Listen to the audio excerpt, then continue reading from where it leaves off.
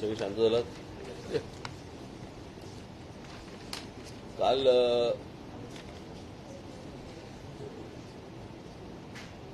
सह्याद्रीला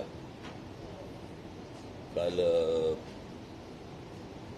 सन्माननीय मुख्यमंत्री, सन्माननीय मंत्री दादा भुसे, इतर सर्व त्यांचे अधिकारी आणि या सर्वांची एक काल बैठक झाली. त्या बैठकीनंतर काही गोष्टी तिथे ठरल्या.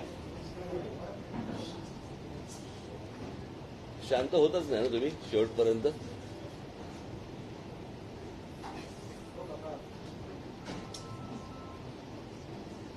तू खाली बस रे आता,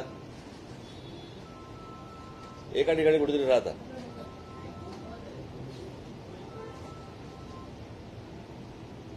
इतक्या प्रेस कॉन्फरन्स हँडल करून पण तुम्हाला सेन्स येतच नाही ना.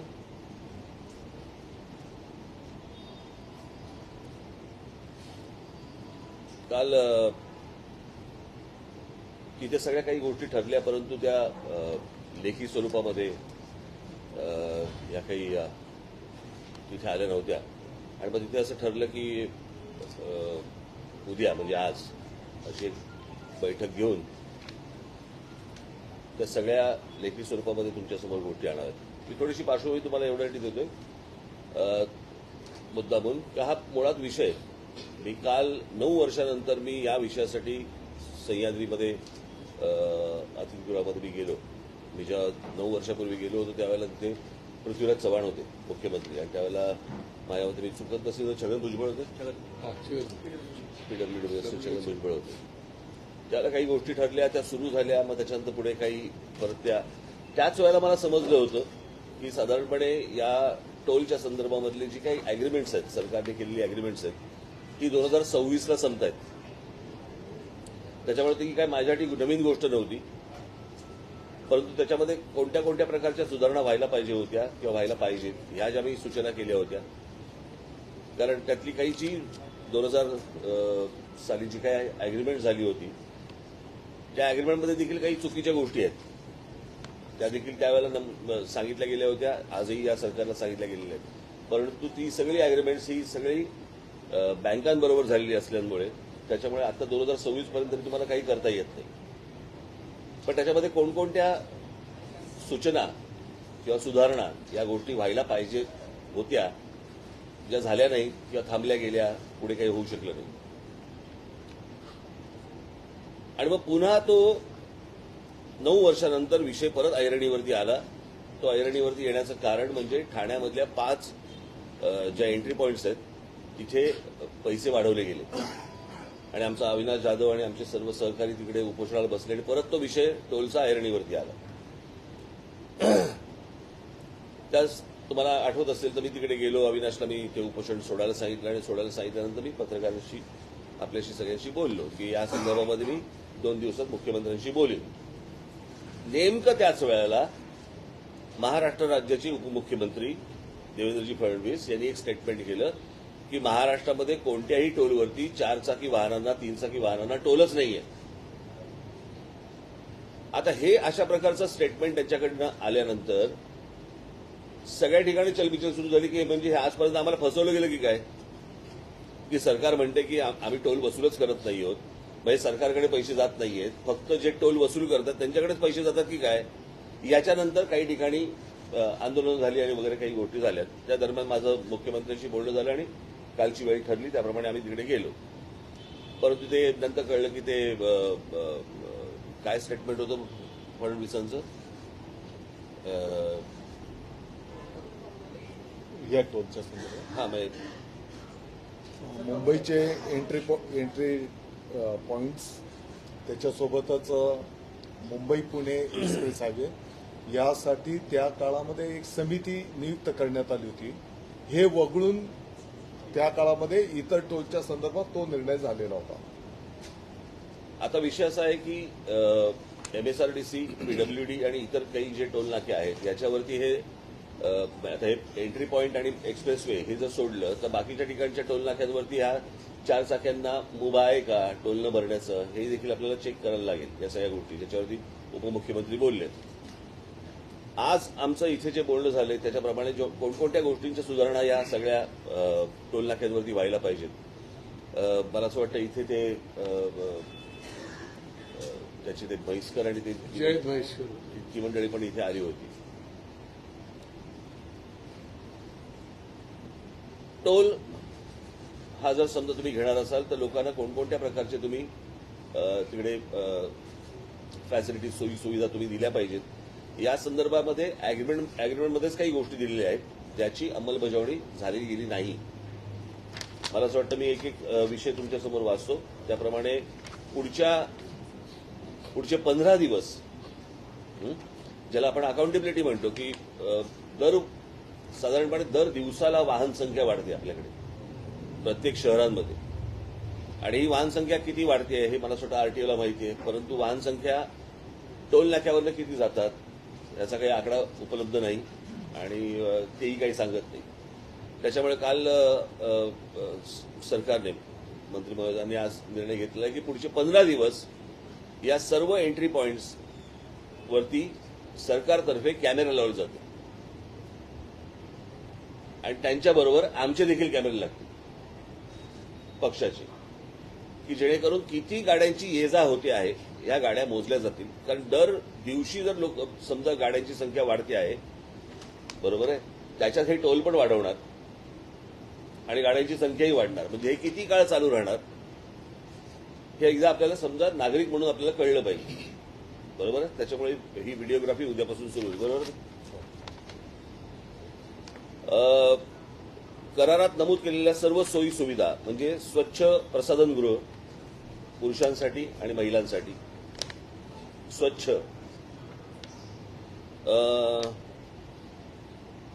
प्रथमोपचारासाठी लागणारी सेवा, त्याच्यानंतर एक रुग्णवाहिका, त्याच्यानंतर क्रेन, प्रकाश यंत्रणा, पोलीस अंमलदार, फोन, करारपत्र, शासन निर्णय तसेच तक्रार वही. आता तक्रार वही होणार नाही तिकडे मगाशी ठरल्याप्रमाणे मंत्रालयामध्ये एक सेल उभा केला जाईल की या सगळ्या टोल नाक्यांवरती सीसीटीव्ही फुटेज सीसीटीव्ही कॅमेरे जे लागले जातील त्याची संपूर्ण तिथे मंत्रालयामध्ये वॉच ठेवला जाईल कळलं का. त्याचबरोबर तिथे एक नंबर दिला जाईल मोबाईल नंबर की या टोल नाक्यांवरती लोकांना काय प्रकारचा त्रास होतोय किंवा काय. मी येतोच आहे पुढे ज्याच्यामध्ये फास्ट ट्रॅक पण येणार आहे विषय, पण काय प्रकारचा त्रास होतोय लोकांना उद्या त्या नंबरवरती मेसेज करून तिथे सरकारला कळवता येईल. आणि ही यंत्रणा MSRDCमध्ये लागणार नाही, ही मंत्रालयात लागेल की कोणकोणत्या प्रकारचे त्रास होत आहेत तिथे लोकांना. तर या सुविधा ज्या आहेत या तात्काळ तिथे सर्व टोल नाक्यांवरती केल्या जातील.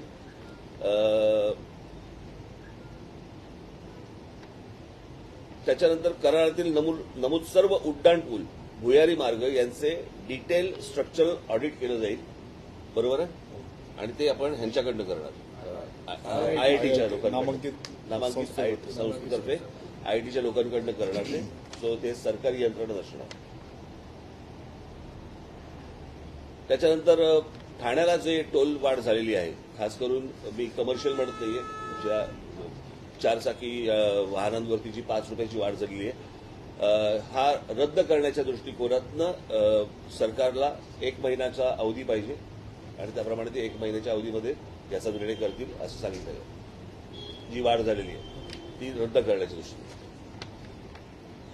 त्याच्यानंतर जे गोष्ट बंद झाली होती ती आता पुन्हा सुरू होईल, ती म्हणजे प्रत्येक टोल नाक्यावरती ती जी येलो लाईन जी पूर्वी होती बरोबर, त्या येलो लाईनमध्ये 200 ते 300 मीटरच्या पलीकडे त्या येलो लाईनच्या बाहेर गाड्या गेल्या तर त्या सगळ्या गाड्या पुढच्या सोडून दिल्या जाणार टोल न घेता.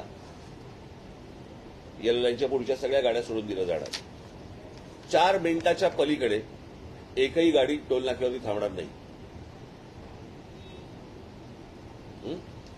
त्याच्यासाठी एक्स्ट्रा मला असं वाटतं पोलीस फोर्स हा देखील तिकडे एक्स्ट्रा लावला जाईल की जेणेकरून ते जे टोल नाक्यांवरती जे बाउन्सर्स किंवा इतर जी पोरं ठेवली जातात आणि जे हमरी तुमरी करतात आणि काय लोकांची जे वेडवाकड वागतात हे याच्यापुढे ठेवले जाणार नाहीत. तिकडे ती यंत्रणा ही पोलिसांमार्फतच राबवली जाईल.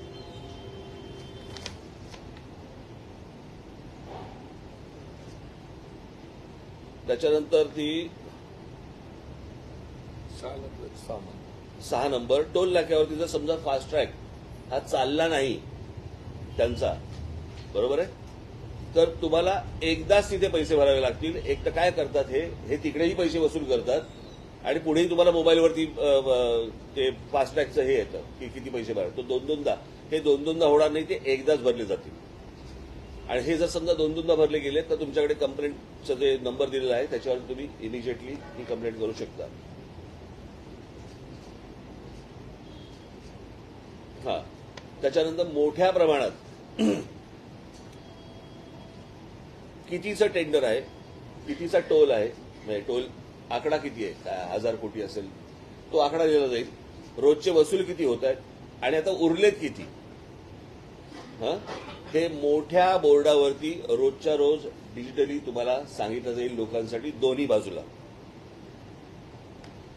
की तुम्हालाही कळेल की किती पैसे आपण आतापर्यंत जमा झालेले आहेत, किती जमा व्हायचे आहेत आणि आज दिवसभरामध्ये किती जमा झाले आतापर्यंत, हे तुमच्या समोर येईल.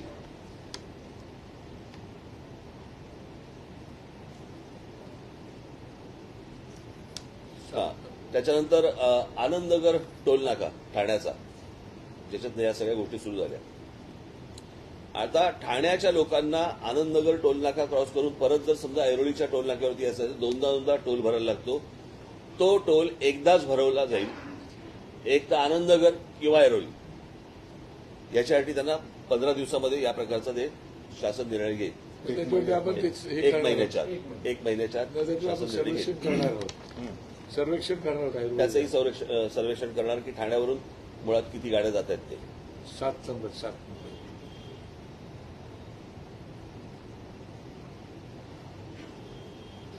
हा, त्याच्यानंतर मुंबई महानगरपालिकेत असणाऱ्या मुलुंडच्या हरिओम नगर परिसरात राहणाऱ्या रहिवाशांसाठी मुलुंड म्हाडा कॉलनीमधून पूल बांधला जाईल आता तात्काळ, की जेणेकरून त्यांना तिथे टोल भरायला लागणार नाही. त्याच्यानंतर संपूर्ण महाराष्ट्रामध्ये आता काय झालंय, महाराष्ट्रामध्ये जे रस्ते आहेत, मगाशीच आमचं बोलणं चालू होतं की महाराष्ट्र सोडला आणि इतर राज्यात गेलो की आपल्याला गुळगुळीत रस्ते मिळतात. पण महाराष्ट्राने काय घोडं मारले, महाराष्ट्रामध्ये आल्यावरती अशा प्रकारची गोष्ट का होते. आणि त्याच्यामध्ये काय आहे, राज्य सरकार, केंद्र सरकार आणि महानगरपालिका, नगरपालिका ह्यांचे एकमेकांशी असलेल्या जे काही गोष्टी आहेत ह्याची एकत्र बैठक होत नाहीये. मी काल मुख्यमंत्र्यांना पण हेच गोष्ट सांगितली की ही जोपर्यंत एकत्र बैठक होत नाही, काय होतंय, आता हे राज्य सरकार म्हणतं नाही ते केंद्राकडे रस्ता जातो, आम्ही काही करू शकत नाही, मग हा राज्याकडे जातो, मग महानगरपालिका म्हणतात महानगरपालिकेकडे जातो. हे असं करून चालणार नाही, ते एकत्रित याचा निर्णय करावा लागेल. ज्या नॅशनल हायवेज आहेत, या नॅशनल हायवेवरती कायद्यानुसार तिकडचा जो टोल घेणारा जो माणूस आहे, तिकडचा जर रस्ता खराब असेल तर त्या ठिकाणचा टोल हा रद्द करता येतो, कळलं का. आणि या संदर्भामध्ये मला असं वाटतं राज्य सरकार केंद्र सरकारशी आता पुढच्या 15 दिवसामध्ये बोलतील.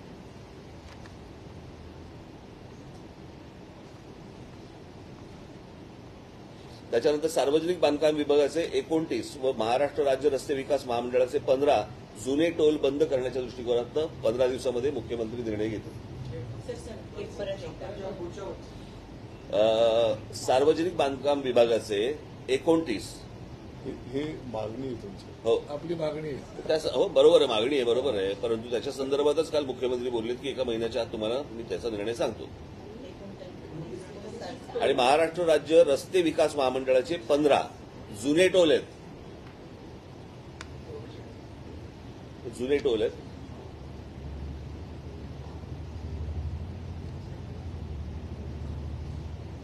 त्याच्यानंतर मुंबई एंट्री पॉइंट, मुंबई पुणे द्रुतगती महामार्ग व राजीव गांधी सी लिंक यांचे कॅग ऑडिट केलं जाईल. ही आमची मागणी आहेच, पण ती आम्ही मुख्यमंत्र्यांकडे लावून धरलेली आहे. त्याचं कॅग ऑडिट केलं जाईल. आणि सगळ्यात महत्वाचा म्हणजे लोकांना सर्वात जास्ती त्रास होणारा म्हणजे जी जड अवजड वाहनं आहेत, ही कोणत्याही लेनमध्ये येतात, त्या संपूर्ण वाहनांना याच्यापुढे महिन्याभराच्या आत, हा दादांनी दिलेला शब्द आहे, महिन्याभराच्या आत ते शिस्त लावतील. बरोबर ना. हो बोललात ना. हो साहेब 7 नंबर म्हणजे आपण सगळ्यांची जबाबदारी येते. 7 नंबरचं हा, त्याच्यानंतर टोल प्लाझा परिसरात राहणाऱ्या नागरिकांना सवलत मासिक पास उपलब्ध करून दिले जातील. किती? ते करारनाम्याच्या अटी शर्ती जे नियम असतील त्याप्रमाणे त्याप्रमाणे केलं जाईल. ठीक आहे.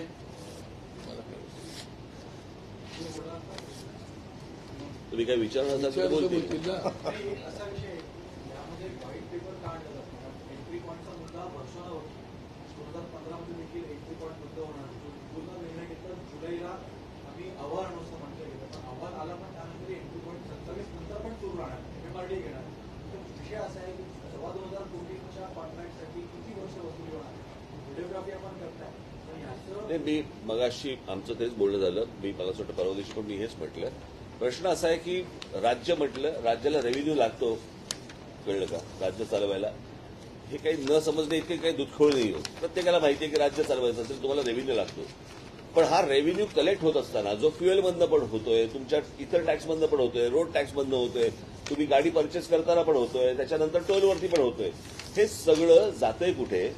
मगाशी मी दादाची हाच विषय बोलत होतो की प्रत्येकाला असं वाटतं की अरे माझ्याकडचे रस्ते खराब आहेत, मी पैसे तर भरतोय या सगळ्या गोष्टी, तर मला रिटर्नमध्ये काय मला मिळतंय? बरं, रिटर्नमध्ये त्याची अपेक्षा फक्त एवढीच आहे ना की मला चांगले रस्ते मिळावेत. यात अजून काय गैरसावं? खराब रस्ते टोलणे अशी ही भूमिका सरकार घेईल का? जर रस्ते खराब असतील टोल बसवता लागला नाही. कायद्यामध्ये आहे, म्हणूनच मी सांगितलेलं आहे, कायद्यामध्ये आहे. आता ही गोष्ट मी आता गडकरींशी पण बोलणार की राष्ट्रीय महामार्ग आहेत, ज्या राष्ट्रीय महामार्गांवरती किंवा राज्याचे महामार्ग आहेत तिकडे राज्यच निर्णय घेणार. पण जिकडे रस्ते खराब आहेत ते रस्ते खराब असल्यानंतर ती जबाबदारी सुधारण्याची त्या टोलवाल्याची जबाबदारी येते. जसं आता म्हटलं करारामध्ये खूप विषय आहेत, पण ते आपल्या समोर आले होते ते आता आम्हाला ते कळले. तर आता तुमचं समन्वय नसल्यामुळे हे झालेले असं राजसाहेब पण म्हणाले. तर काय म्हणजे शब्द कसा देणार की एक महिन्यात होणार का? नाही झालं तर ती जबाबदारी काय? नाही, मला असं वाटतं, मी या संदर्भात मी ह्यांच्या बाजूने बोलतो असं नाहीये. मला असं वाटतं राज्य सरकारच्या अखत्यारीमधल्या ज्या गोष्टी आहेत, मला असं वाटतं याच्या बाबतीत हे निर्णय करू शकतात. समन्वयासाठी कोणी व्यक्ती नाही समन्वयासाठी नाही, आता मलाच फोन करायला लागेल. त्याच्यामुळे झाले. समन्वयासाठी कोणी असणार नाही, जबाबदारी कोण? आज तुम्ही आलाय, पण हे सगळं करारात असताना झालं नाहीये. केंद्राचं वेगळं, राज्याचं वेगळं, त्यात कुठेच समन्वय नाही. तर आमचा तर आम्हाला जो त्रास होतो त्याचा विषय, तर त्याची शाश्वती काय? काल माननीय मुख्यमंत्री महोदय एकनाथजी शिंदे साहेबांच्या उपस्थितीमध्ये आदरणीय राज ठाकरे साहेबांच्या शिष्टमंडळाशी काल सविस्तर चर्चा झालेली आणि त्यामध्ये अनेक मुद्द्यांवर कालही चर्चा संपन्न झाली आणि त्याचाच एक भाग म्हणून आज सकाळी 8 वाजता बैठक घेण्याचा आणि प्रत्येक मुद्द्यावर चर्चा करून निर्णय करण्याचं ठरलं होतं. माननीय राज साहेबांनी जे काही मुद्दे आपल्या समोर ठेवलेले आहेत, काही मुद्द्यांची अंमलबजावणी आम्ही आजपासूनच त्या कामाला लागणार. काही मुद्द्यांच्यासाठी 1 महिन्याचा अवधी, कारण काही संख्या किंवा आपण आता जसा मुद्दा उपस्थित केला त्या अटी शर्ती करारनाम्यातल्या ज्या ज्या काही आहेत, निश्चितपणे त्याची अंमलबजावणी करणं ही आमची पण जबाबदारी आहे आणि ती आम्ही निश्चितपणे करणार. मला वाटतं की एक सकारात्मक भूमिका माननीय मुख्यमंत्री महोदयांची या सर्व संदर्भामध्ये आहे.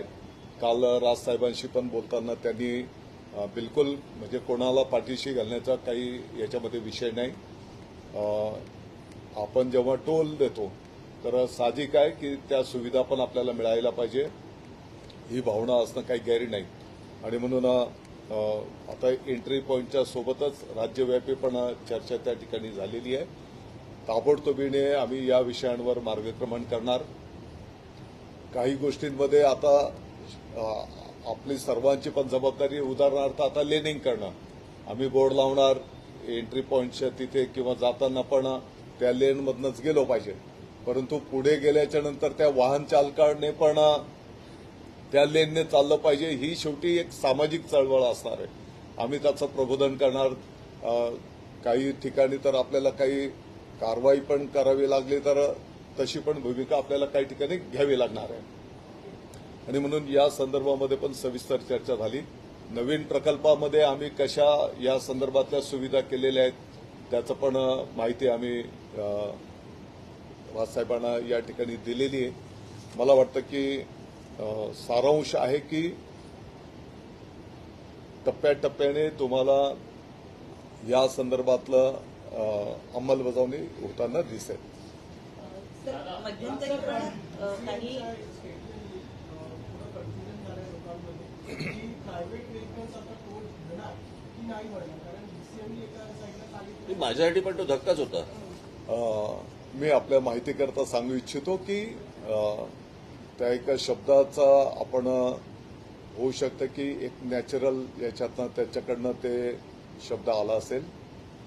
परंतु साहेब आपण जे स्क्रीनवर जी त्यांची पूर्वीची मुलाखत दाखवली तर त्याच्यामध्ये त्यांनी स्पष्टपणे हे पण सांगितलं की बाबा मुंबईचे एंट्री पॉइंट्स असतील, मुंबई पुणे एक्सप्रेस हायवे असेल, यासाठी समिती नेमलेली हे त्यांनी त्यावेळेस पण सांगितलेलं आहे.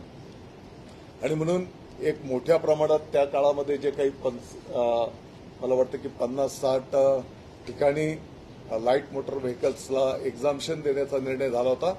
आजही मी आपल्याला सांगू इच्छितो की MSRDCच्या पण काही टोलवर लाईट मोटर व्हेकल्सला एक्झाम्शन आहे, काहींना टोल घेतला जातो, ही वस्तुस्थिती आहे. पण रेव्हेन्यू जनरेशनसाठी आपण म्हणताय गडकरी लोक टोल बंद होणार, टोल बंद होण्याचा विषय नाहीये, पण वर्षानुवर्ष आपण त्याची वसुली करतो. जे ब्रिजेस बांधले, काही ब्रिजेस तर बांधले गेले त्याचे पैसे घेतले गेले, उदाहरणार्थ पेडर रोडसाठी.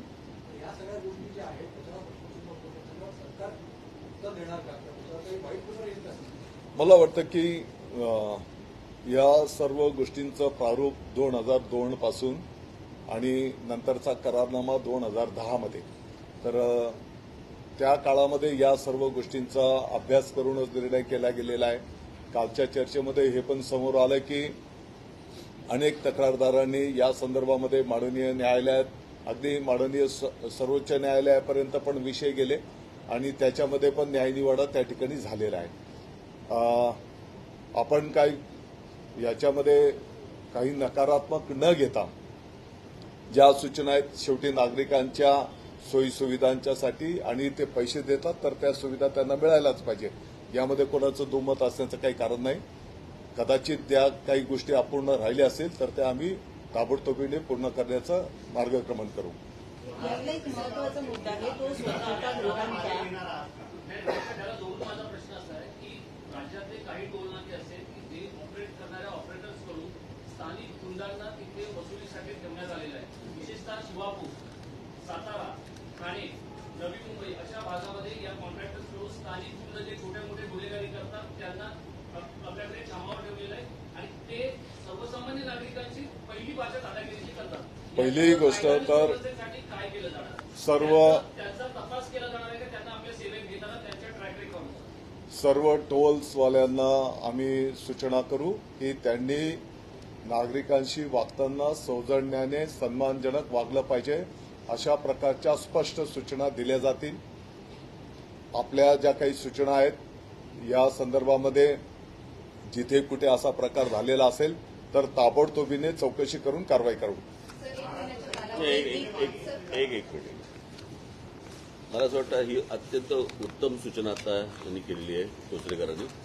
आणि मला असं वाटतं ते बंद करून टाकू. मला असं वाटतं दादा, ज्या टोल नाक्यांवरती जी लोक बसलेली आहेत त्यांची मला असं वाटतं बॅकग्राऊंड तपासणं गरजेचं आहे आणि ती बॅकग्राऊंड तपासूनच त्यांना टोल नाक्यावरती बसवलं जाईल असं मला असं वाटतं तुम्ही सांगणं आवश्यक आहे. बिलकुल.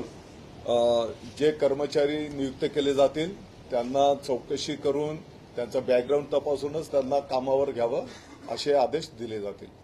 सौजन्याने वागण्याचं ट्रेनिंग दिलं पाहिजे. सर, आणखी एक महत्वाचा मुद्दा की हे जे बहुतेक जे रस्ते आहेत या जेव्हा कॉन्ट्रॅक्ट तयार झाला असेल तेव्हा तिथे किती स्वच्छतागृह असेल याची पण एखादी आकडेवारी त्याच वेळेला तयार झालेली असेल. कालपासून जेव्हा तुम्ही आढावा घेता किती स्वच्छतागृह आहेत आणि किती असली पाहिजे याची काही आकडेवारी आहे का? कारण अजूनही टोल वसूलला जातो, विशेषतः महिलांसाठी स्वच्छतागृह कुठल्याच रस्त्यांवर नसतात. काही आम्ही या संदर्भामध्ये पण आता चर्चा केलेली आहे. स्वच्छतागृह आणि ते पण स्वच्छ असले पाहिजे हे सूचना केली गेलेली आहे. त्याला थोडंसं आपल्याला जागेचं पण लोकेशन वगैरे जिथे उपलब्ध आहेत तिथे केलेलंच आहे.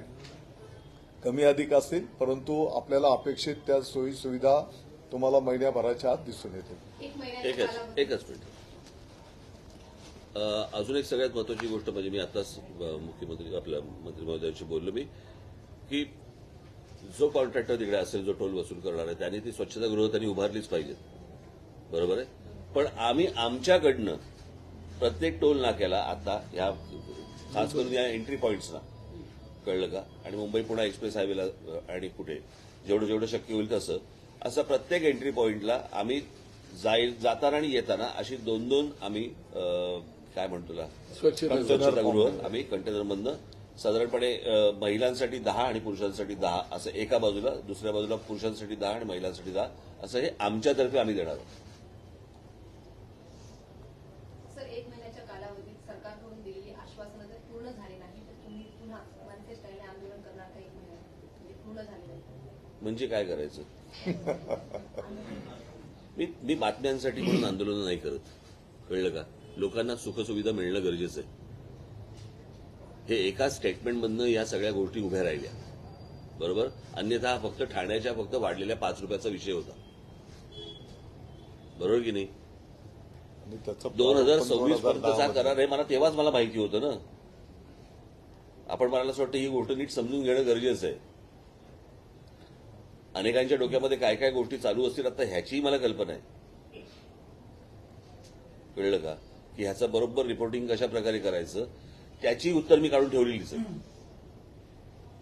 पण मला असं वाटतं आपण नीट या गोष्टी समजून घेणं गरजेचं आहे. ज्या ठिकाणी गरज लागेल त्या ठिकाणी त्या प्रकारची आंदोलनं होतील. एक प्रश्न आहे की आता जसं मनसे पुढाकार घेते आणि चांगली गोष्ट आहे पण तुम्ही म्हणाल तसं लोकसहभाग असला पाहिजे त्याच्यासाठी वेगळं काय करणार आहात का? जसं जाहिराती बाकीच्या बाबतीत आपण करतो तसं जनजागृतीसाठी आपण लोकांचा पण सहभाग वाढवला गेला नाही. आता लेनिंगच्या संदर्भामध्ये साईन बोर्ड्स लावणं त्या लेनमध्ये ती वाहनं कशी लागतील यासाठी मनुष्यबळ उभं करणं. आता नवीन जे प्रकल्प आपण केलेले आहेत की किती स्पीडने त्या ठिकाणी ते वाहन चाललं पाहिजे. ते जर जास्तीच्या गतीने नियमापेक्षा जास्ती चाललं तर त्याला आम्ही त्याचं प्रबोधन पण आता समृद्धी महामार्गाचं उदाहरण देतो. तिकडं त्यांना आम्ही एक स्वतंत्र प्रबोधन कक्ष केलेला आहे की त्याला आम्ही सगळं समजावून सांगतो. मला वाटतं की हे एक जन आंदोलनचा पण एक तो भाग असणार आहे. कारण आम्ही पाहतो की कधी कधी एक 2 व्हीलर मोटरसायकलवाला पण पहिल्या लेनने चालतो. हेवी व्हेकल पहिल्या लेनने चालत आहे. म्हणजे काय होतं आता तुम्ही जर समजा टोल नाक्यावरती पण जर बघितलं तर कुठच्याही ट्रक कुठच्याही लेनमध्ये शिरतात आणि सगळ्या गोष्टी जॅम करून टाकतात. बरोबर आहे. तर हे पहिल्यांदा टोलवरती जर समजा पहिल्यांदा नियंत्रण आलं तर मला असं वाटतं हळूहळू या गोष्टींची सवय लागेल. सर, येलो लाईन बद्दल कशा पद्धतीची यंत्रणा आपण राबवणार? आता जसा आपला निर्णय झालेला आहे की त्या टोलच्या पासून 200 ते 300 मीटर पर्यंत आणि ते वाहन 4 मिनिटपेक्षा जास्त थांबायला लागू नये या दृष्टिकोनातनं यापूर्वी पण या संदर्भातली अंमलबजावणी झालेली आहे. त्याची अंमलबजावणी कदाचित मध्यंतरी थांबली असेल ती परत करणार.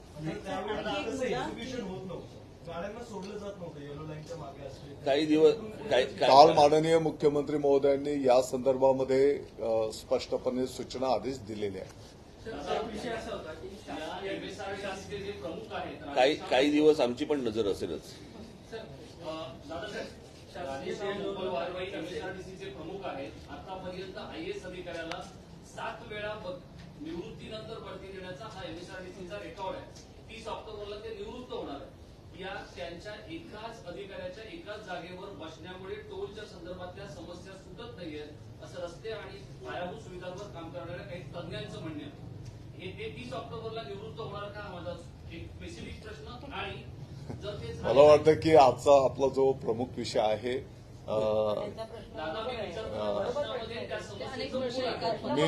मी प्रश्नाला काही बगल देत नाही. परंतु आता अनेक चांगले प्रकल्प पण आपले उभे राहिले मार्गी पण लागलेले आहेत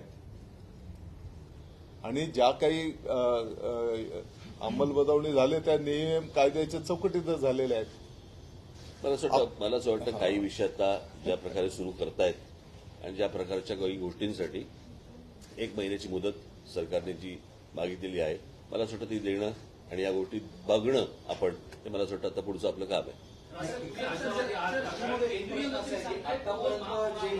बघा, मी तुम्हाला तेच सांगतो, टोल माफ ही पहिली गोष्ट लक्षात घ्या. माझं मगाचपासून हेच म्हणणं होतं, राज्याचा रेव्हेन्यू, बरोबर आहे, हा विषय नाहीये. राज्याला रेव्हेन्यू नाही मिळाला, राज्य चालू शकत नाही. त्याच्यामुळे तुम्हाला फ्युएल सेस असेल किंवा इतर जे टॅक्सेस असतील हे लागतात. आपल्याला फक्त विषय असा आहे की हा टॅक्स जातो कुठे, ज्याच्या मोबदल्यात आपल्याला काय मिळतंय. जर सगळे टॅक्स भरून, टोल भरून, रोड टॅक्स भरून, फ्युएल सेस भरून पण आपल्याला चांगले रस्ते मिळत नसतील आणि नाक्यावरती जर समजा टोल नाक्यावरती दादागिरीची भाषा ऐकायला लागणार असेल सर्वसामान्यांना, तर हे पैसे भरून आम्हाला काय मिळतंय. आम्ही म्हणजे साधारणपणे स्वच्छतागृह पण जर समजा मिळत नसतील याच्यात, तर उपयोग काय या गोष्टींचा. याच्यासाठीचा मला असं वाटतं हा विषय होता.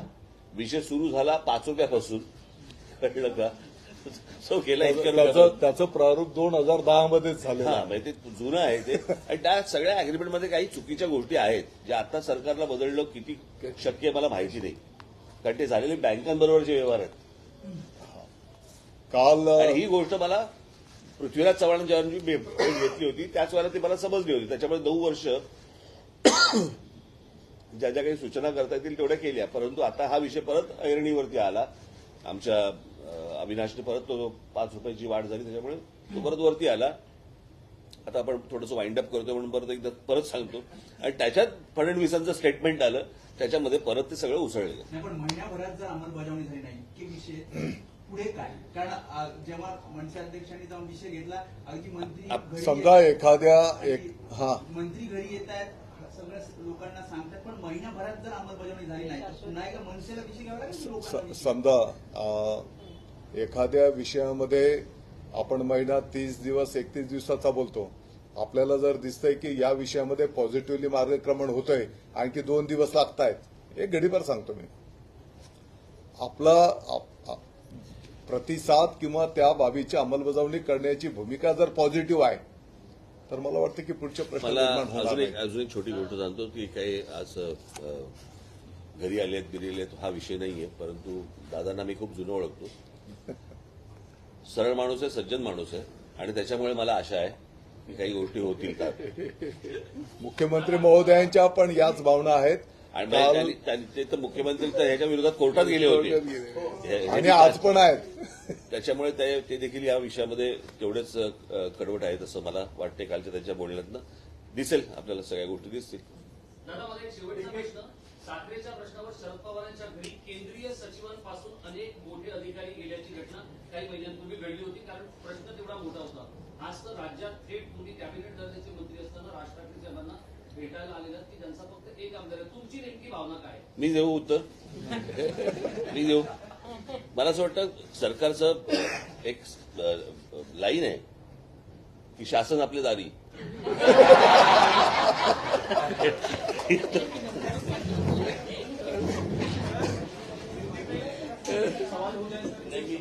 मी हिंदीमध्ये